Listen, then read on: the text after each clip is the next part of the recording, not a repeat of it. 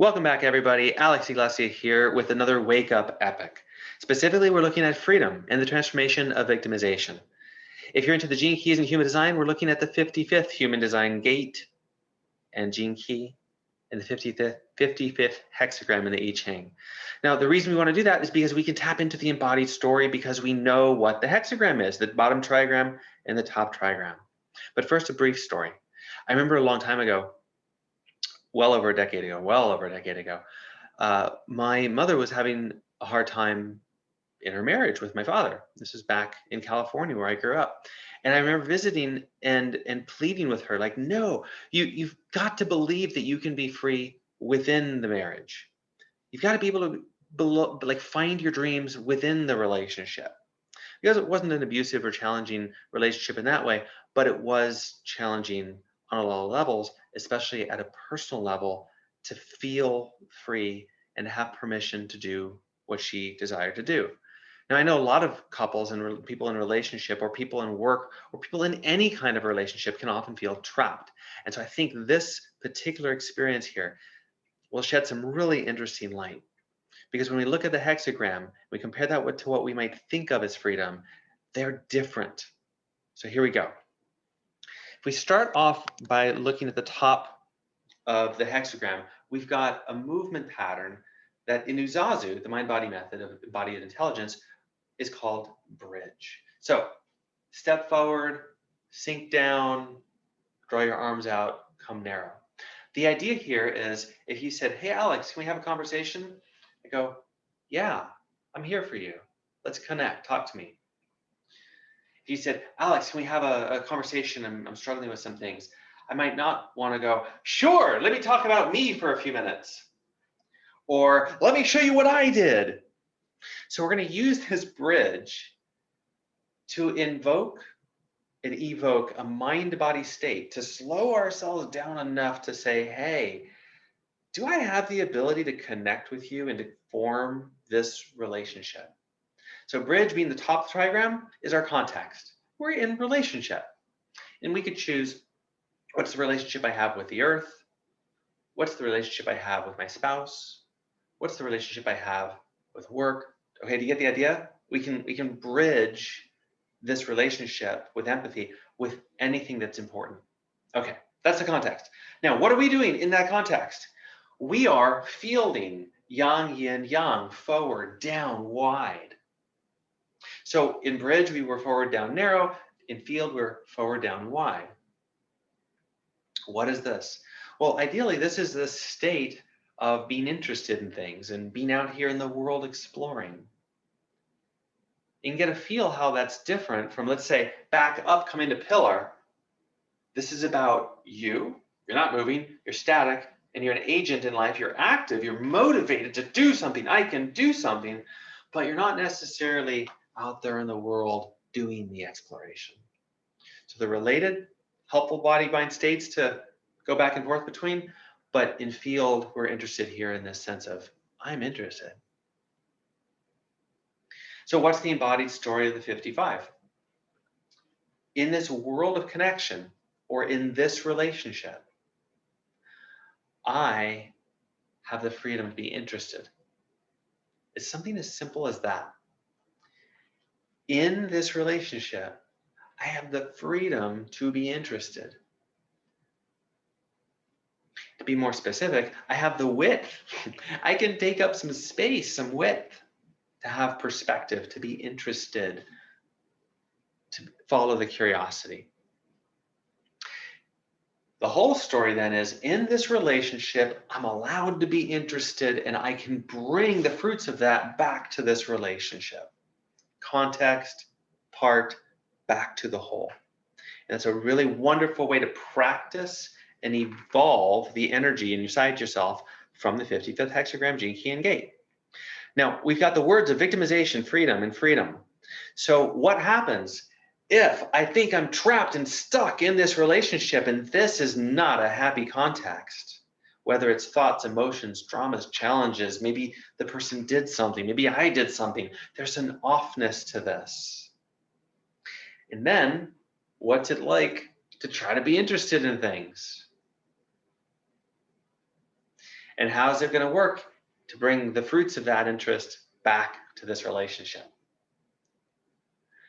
Ultimately, with a good career, with a great marriage, with a healthy relationship with our bodies, to have freedom, this is implying that there's some sort of in this relationship that I can listen to with empathy and connect with resonance, I can be interested. Now, here's what surprised me.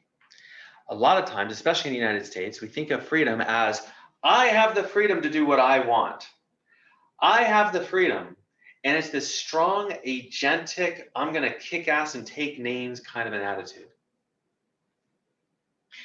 But the 55th hexagram is instructing us, inviting us to explore the other. That somehow the sense of freedom isn't about me. It's an expression or a artifact of how are we together. And in this sense of we, there's some additional yang energy, some additional agency energy perspective with. So hopefully I'm not going too deep in this, but we've outlined here the movement pattern that I want to play with. And we'll come back to it in just a moment. Let's touch on a few very key belief statements. These are the 4 core fundamental possibilities, capabilities that emerge as you balance, as you embody bridge, field, and bridge. And again, you'll see that these are qualities of freedom. And an absence of these qualities is a sense of victimization. So I suggest you bring your hand to your heart. If you want, you can tap, but I'm going to invite you just to bring your hand to your heart so that you're feeling and being present with yourself while saying these after me. There's 4 of them. Here we go. 1, I attend to my own needs and others' needs in a way that benefits the collective.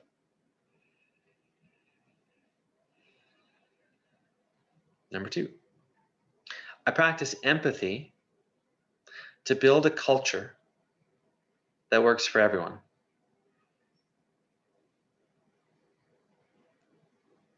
Number 3, I enter into agreements and social contracts that meet everyone's needs. Number 4, I enjoy the shared abundance born from caring for each other's needs. So how much is freedom actually about enjoying the shared abundance that comes from caring for each other's needs? It's a different kind of freedom than we typically think, isn't it? And if freedom is a gift that comes out of exploring our own sense of victimization, victimization is coming out of a context, out of a relationship. So let's take those ideas, just have them in the background, and we'll do 3 rounds of the movement pattern. You don't have to think, you don't have to try anything, we'll just do the movement. Now, the one way to do this movement that can add the most benefit is to do it softly, to do it in a way that you feel the movement, that you're not just forcing the movement on yourself. Embodiment doesn't work that well when we just kind of push ourselves into it. It works much better if we're giving and receiving at the same time. So you start in neutral, relax your body, and then step forward into a sense of bridging into the relationships that you're in. From here, have the intention to venture out because you're interested.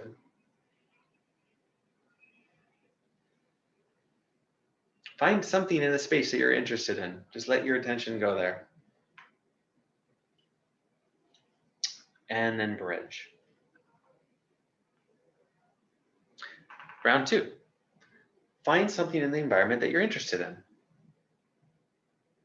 The relationship I have with that barbecue sauce. But it represents your quality of relationships. How you do anything is how you do everything, one of my mentors, a number of mentors say. And find the freedom to expand into what's interesting around the space.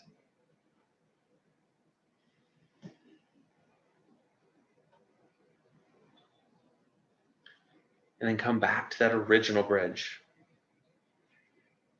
Is it different? Is your experience any different? One more round. Pick something new in the environment, create a bridge with it. Let that represent some important relationship.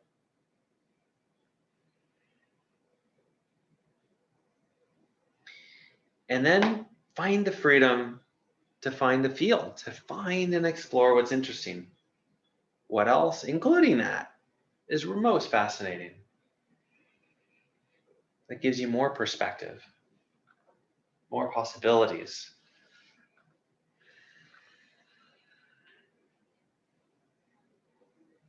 And then come back to that bridge. How do you relate to it now?